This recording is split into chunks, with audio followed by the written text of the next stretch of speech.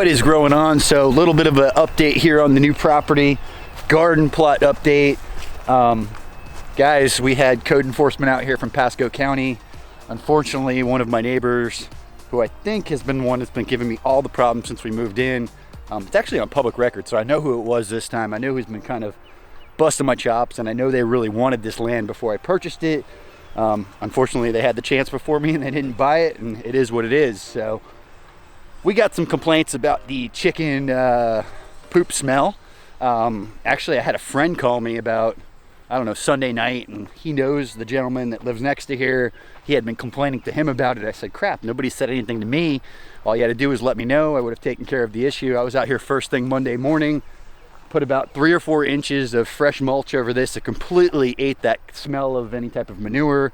Really wasn't too bad. What happened was, what I wanted to do was deep water this in before we put any of this tarp over here down on it. And I had started watering down on that end, and when we got it wet, definitely picked up an odor a little bit. And I get what they were talking about. So we covered the whole thing in mulch. Guys, it has been dry. We still haven't had any rain. I've made some sprinklers. I was able to find some of these whirlybird heads, like the rainbird heads.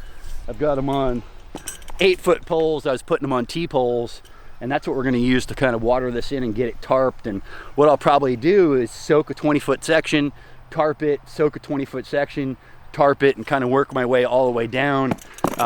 Really, we just need a good rain. The east coast of Florida has been getting hammered. South Florida has been getting hammered, and we have not been getting any, so it's not really fair.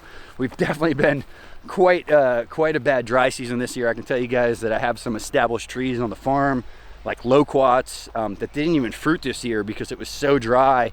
The tree sucked the liquid back out of the fruits, almost kind of like reverted. Got some other trees in the ground that were flowering that didn't fruit because of the lack of rain. So it's got me kind of reconsidering adding some irrigation to some of the food forest areas around the farm, just because it was so dry. But so we're getting close here. Final touch will be after we pull off the black mat. We're going to put cover crop on it like I talked about, cover it in compost, and it's ready to plant. But that one has mulch on it now. We are in dry season, so we're obviously not burning anything right now. I've got a little bit of brush to get rid of. And this plot over here, we're already starting to get a little bit of nutsedge. It's only been, I guess, 4 or 5 days since I put the mulch down on it.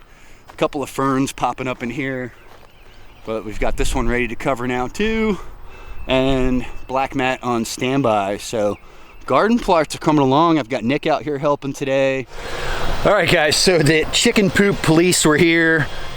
We are compliant. I actually think it was kind of a blessing. There were some other things that come up around here that need to get kind of taken care of anyway, so sooner or later I was gonna have them out here. It's not a big deal. I kind of feel like everything happens for a reason.